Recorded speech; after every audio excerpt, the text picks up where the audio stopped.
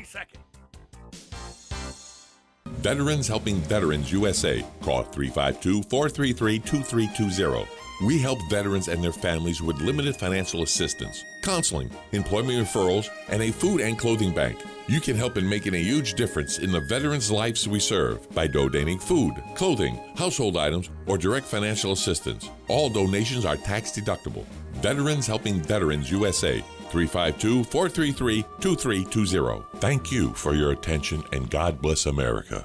You know what you want to do in retirement, but do you know how to get there? Tune in to Coasting into Retirement with Gary Marriage of Nature Coast Financial Advisors, Sunday mornings at 8 to get answers to your retirement planning questions. Plan today so you can do the things you've always dreamt about doing in retirement. Listen Sunday mornings at 8 to Coasting into Retirement with Gary Marriage of Nature Coast Financial Advisors. Our firm offers insurance services. The Ocala Golf Club, one of Ocala's premier golf courses, from its pristine 18-hole course layout to its amazing pro shop. Jason Linhart and the staff at Ocala Golf offer everything that you need for your golf outing. That's the Ocala Golf Club. Experience country club style golf at municipal prices. You won't go wrong with the Ocala Golf Club. Call them for a tee time today, 352-401-6917. Now you've done it. Have you lost your mind? He's back. And you're listening again. A legend in his own mind. Don't believe me? Just ask him. Here's Tom Schmitz live on WOCA. The Source. Welcome back to Ocala Talks. On a Friday, I just realized, though, that 21 years ago today, 21 years ago, February 18th, 2001, was the day that Mike France had to go to the podium and tell the world that we had lost Dale Earnhardt. Dale Earnhardt Sr. was blocking for Dale Earnhardt Jr. and Michael Waltrip to finish 1-2 in the Daytona 500. He got rear-ended, turned right into the wall. Didn't look like it was that bad of a wreck. It really didn't look like it was that bad of a wreck. You've seen much worse wrecks at Daytona. But the legend was gone 21 years ago today. Daytona 500 this weekend. That's Sunday. Can't wait for that. That's my favorite race. So let's talk about the homeless, because the homeless is a problem downtown to me. Do you think it's a problem?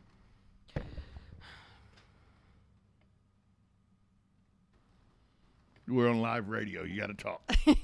I'm sorry, ladies and gentlemen. I was pausing to really understand that question, because it's very complex.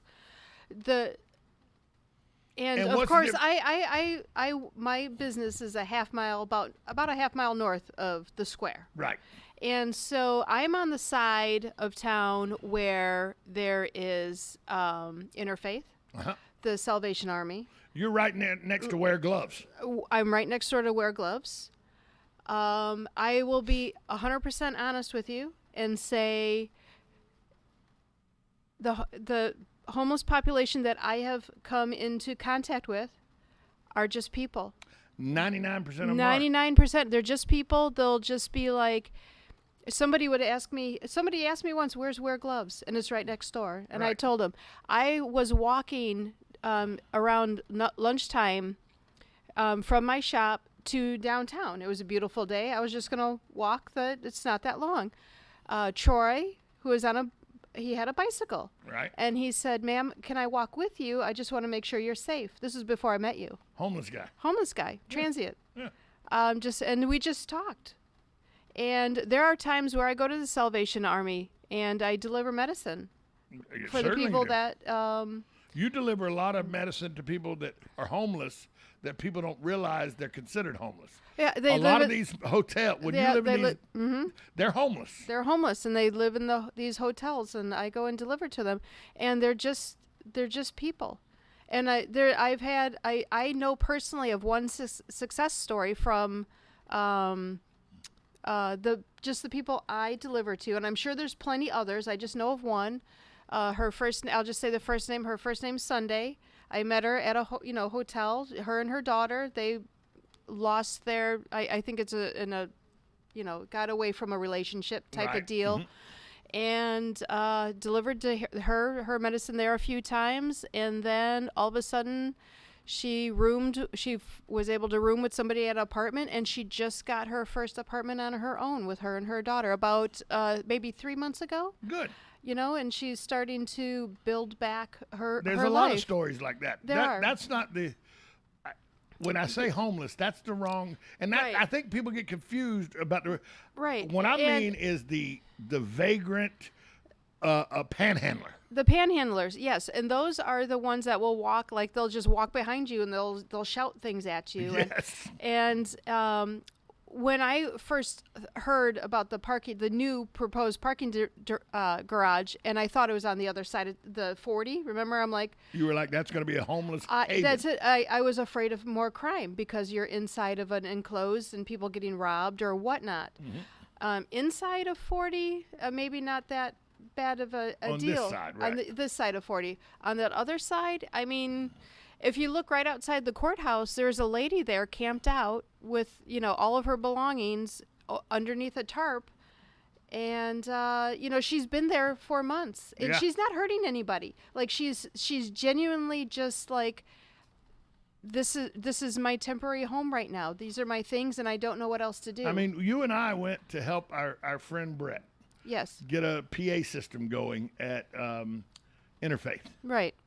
And we walked up. There was, probably 150 homeless people there? Maybe, yeah. Maybe. I mean, it was a And there full day that day. and it was a hot day. Right. They were getting water and Yeah. things like Interfaith was. One guy passing. just walked up and said, can we help you or anything? I Yeah. go, no, we're here to help. He goes, okay, just checking. Yeah. And it was fine. Literally, they're just. Oh, and I deliver to people, on the west side of town. I deliver, and legitimately, they are just people in a situation. Now, the panhandlers, some of them are you can almost read a face, and that's what you have to really do. I will go by and I'm like, this woman has been there every day for the last 2 months. This is her job. Right. This is her job. So, and there's a lot like that. See, and what I do is I look and see their clothing. Or I look at their feet. I look at their feet. That's the first thing I look at is their feet. I knew there was a girl in Gainesville that she would panhandle at the front of the interstate exit.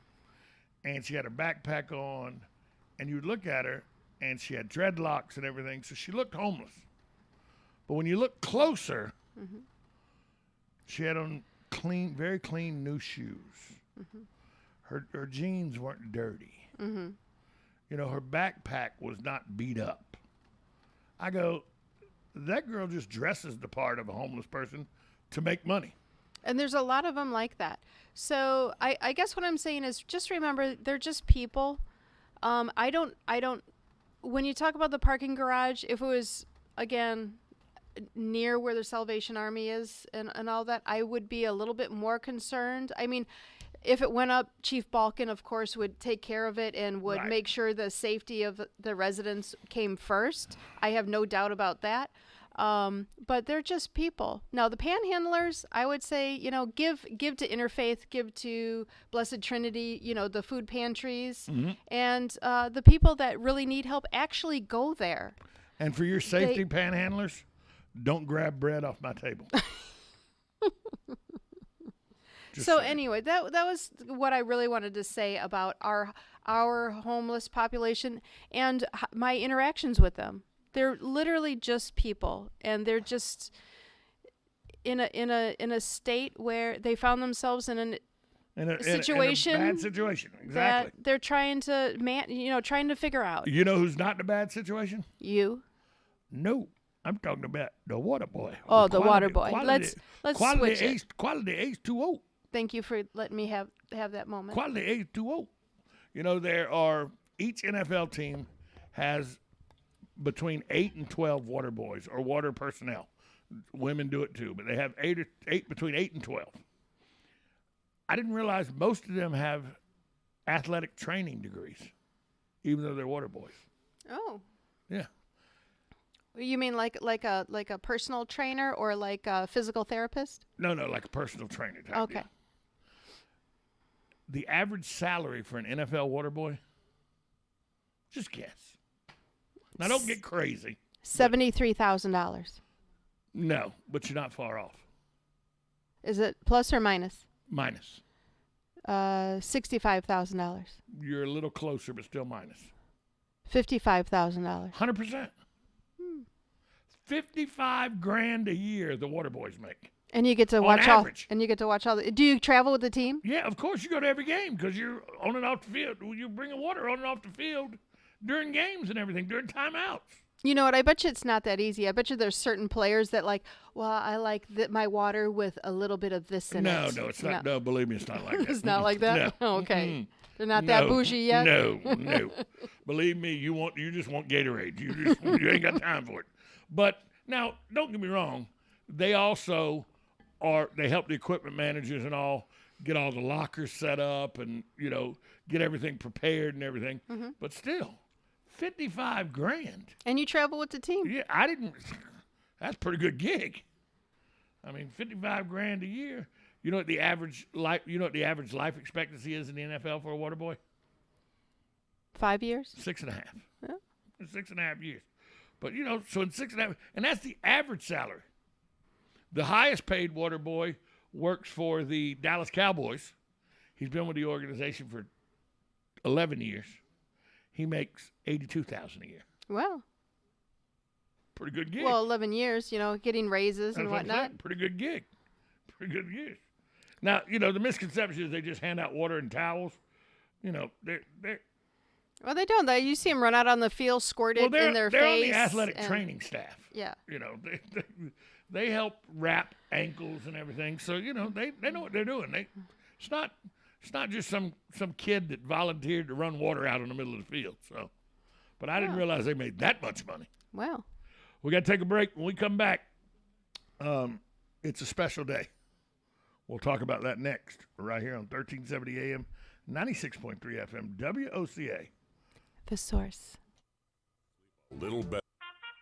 Are you a veteran living in Florida? Do you want to earn while you learn? Call 954-434-8220 or visit our website at nsied.org now. Are you a veteran living in Florida who wants training in farming, ranching, and allied services? Are you a veteran living in Florida who wants help with job placement? Call 954-434-8220. North-South Institute Veteran Training Program is a mix of online and hands-on in-person training designed for you to earn while you learn. Once you register for the program, you'll get a stipend of approximately $300 per month for 3 months. And you can get an additional stipend to offset your travel expenses. You can also get another $75 for referring a veteran who completes the program. If you are a veteran living in Florida, call the North-South Institute Veteran Training Program now, 954-434-8220, or visit our website at nsied.org now. New arrivals and new savings are waiting for you at Blockers Furniture. With over 80,000 square feet of the best selection and best prices you can find on furniture, mattresses, home accents, accessories, and more. And with new trucks arriving weekly, Blockers has the best available in-stock selection. Unlike many other furniture companies that will have you waiting for months to get what you want or need, come see everything that Blockers has to offer. Blockers Furniture, 2402 Southwest College Road, next to Hobby Lobby.